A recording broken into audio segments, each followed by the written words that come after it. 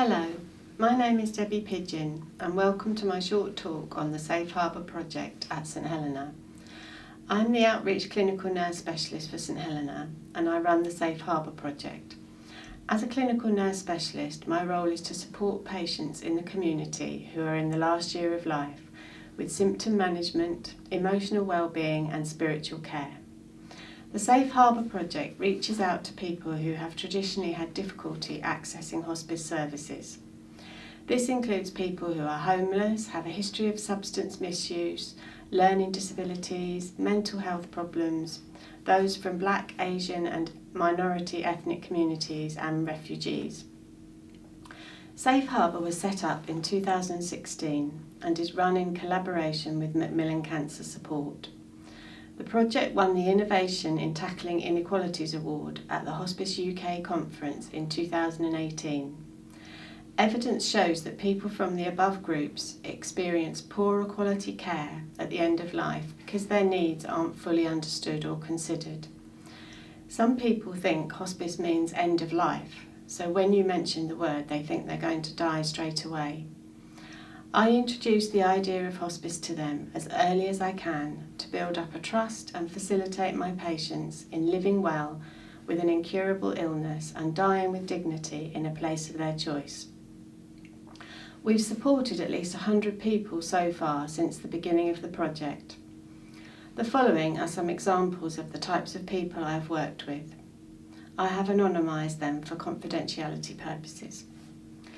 Jane had been diagnosed with cancer. She had mild learning disabilities and lived with her sister and daughter who also have learning disabilities. They are hoarders. Her granddaughter was also living there and she was 12, a young carer. Jane had slept on a two-seater sofa next to her sister for many years, surrounded by their belongings. It was difficult to communicate with her because she had a kyphosis, and so her head was pressed against her chest and it was very difficult to gain eye contact with her.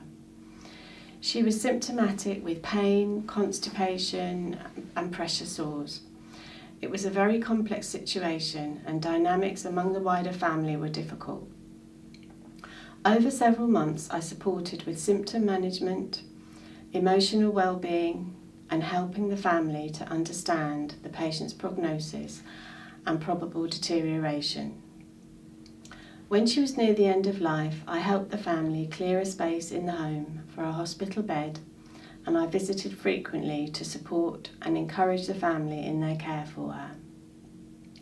There were some people involved who felt that Jane shouldn't be cared for at home and should be in a more suitable environment, but I advocated for the family who all wished Jane to be at home. And I involved our hospice at home team who were wonderful. Jane did eventually die peacefully at home with her family around her, which had been her choice. John also had a recent diagnosis of terminal cancer. He was an eccentric gentleman with some mental health issues and possible autism, which hadn't been diagnosed. He had no family and he was living alone in a second-floor flat, and he hadn't allowed anyone in there for 7 years. It was squalid with bird excrement throughout as he had kept free-flying birds. He had no oven or fridge in his flat. He was non-compliant with medication and a heavy drinker. When I first visited, he was stuck in a chair, in considerable pain, couldn't mobilise and was not eating. After some initial resistance, I managed to establish a rapport with him and persuaded him to take his pain relief, have a hospital bed at home and carers, and his friend arranged for the flat to be cleaned so that he could be safe and comfortable there. He had initially declined any hospital admissions, but as his disease progressed, he made the decision to go back to hospital for further investigations. Although everything was in place for him to die at home, this was his decision, and in the end this was where he chose to die. However, he was able to have some dignity and comfort at home before he was admitted to hospital. And then Richard is a gentleman who's very gradually dying of cancer. He has mental illness and has been in and out of psychiatric units for most of his life. He is currently living alone in poor living conditions in the home he shared with his mother, who has now died. I don't believe he's removed his mother's belongings from the home. He is often very low in mood. He struggles with symptoms of pain and poor swallow and gets very frustrated by society and lack of support for him, but then he declines any help when offered. He phones me regularly, but often only for a few moments, and then he puts the phone down. However, we've managed to maintain contact for well over a year, and he knows I'm there for him and will be until the end of his life. He can be very frustrating at times, but I accept that he is living the way he wishes to live, and I feel that in his own way he appreciates the support offered to him by the hospice. In addition to supporting vulnerable patients in the last year of life, networking is another major part of my role. With the help of volunteers, I have made links with various support services, particularly in the tendering area. For example, I've worked with a community support officer from Clacton, who's introduced me to street drinkers and people living in deprivation. I have built a trust with some of these people and gone on to support them through their terminal illness. I've also established links with drop-in centres for people who are homeless or vulnerable, both in Clacton and Colchester. I'm currently using the Clacton drop-in centre to support one of my extremely vulnerable patients, as her current home situation is not suitable for me to visit. The area of Jaywick is one of the most deprived areas in the country, and we are trying to increase referrals to the hospice from this and other areas of deprivation. One of the diseases which is most prolific in areas of deprivation is lung cancer. Before the pandemic, I worked on a project in conjunction with the lung cancer teams at the hospital.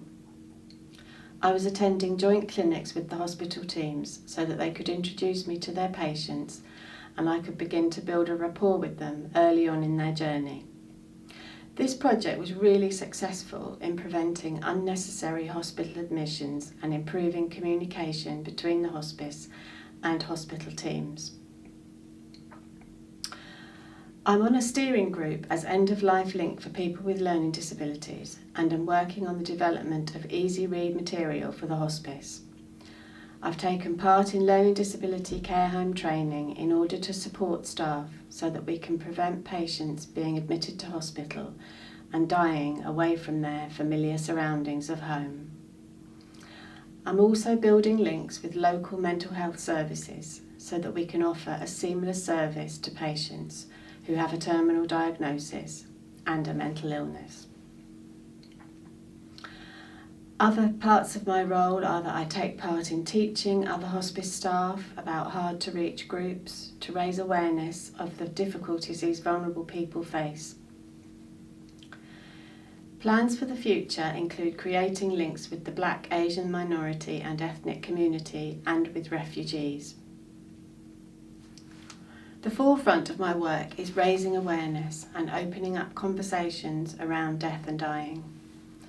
This can be particularly challenging with people from hard-to-reach groups who may have lost trust in professional support services for many different reasons. My aim is to provide some equity in the provision of palliative care and encourage others to do the same.